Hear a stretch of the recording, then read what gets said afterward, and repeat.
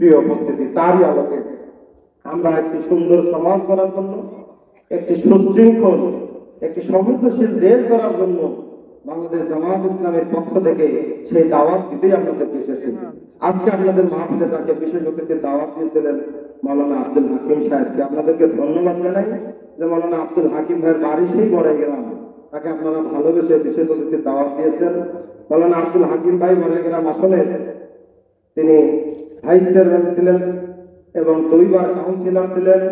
Chairman সাহেব মারা যাওয়ার পরে একবার 1 বছর ভারপ্রাপ্ত চেয়ারম্যানের দায়িত্ব পালন করা অবস্থায় তিনি তার সেই সৎ নেতৃত্ব স্থাপন করার জন্য বিন্দু পরিমাণ দুর্নীতি করেনি বা হয়নি তাকে দ্বারা। সেই ব্যক্তিটি মাওলানা আব্দুল হাকিম ভাইকে বাংলাদেশ জামায়াত ইসলামী নাটোর জেলা শাখার পক্ষ থেকে গুরুদাসপুর বড়াইগ্রাম আসনের এমপি মনোনীত করেছেন। প্রিয় উপস্থিতি, সেই দাওয়াত এবং আহ্বান আপনাদের প্রতি। আল্লাহ রাব্বুল আলামিন সূরা নিসার 59 নম্বর আয়াতের মধ্যে বলেন, আতিউল্লাহ ওয়া রাসূল উলিল আমরি মিনকুম, তোমরা আল্লাহর অনুগত্য করো, রাসূলের অনুগত্য করো এবং তার তোমাদের যারা পরিচালক, তোমাদের যারা নেতা, তাদের তোমরা আনুগত্য করো। এই যে নেতার আনুগত্য করব, তার পূর্ব মুহূর্তে আমাদেরকে একটি সৎ নেতৃত্ব প্রতিষ্ঠিত করা দরকার। যার আনুগত্য করব সে যদি অসৎ হয়, দুশ্চরিত্র হয়, সম্পদ লুণ্ঠনকারী হয়, তাহলে তার নেতৃত্ব তো আমরা মেনে সুন্দর সমাজ করতে পারবো না।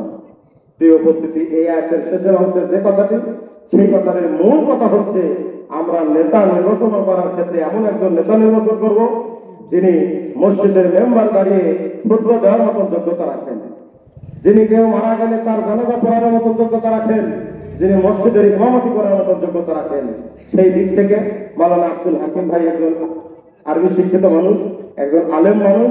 গুরুদাসপুর বড়াইগ্রাম আসনের জন্য, সৎ নেতৃত্ব প্রতিষ্ঠার জন্য আল্লাহর পক্ষ থেকে, জামায়াত ইসলামের পক্ষ থেকে একটা মহা সুযোগ আল্লাহ আমাদেরকে দিয়েছেন।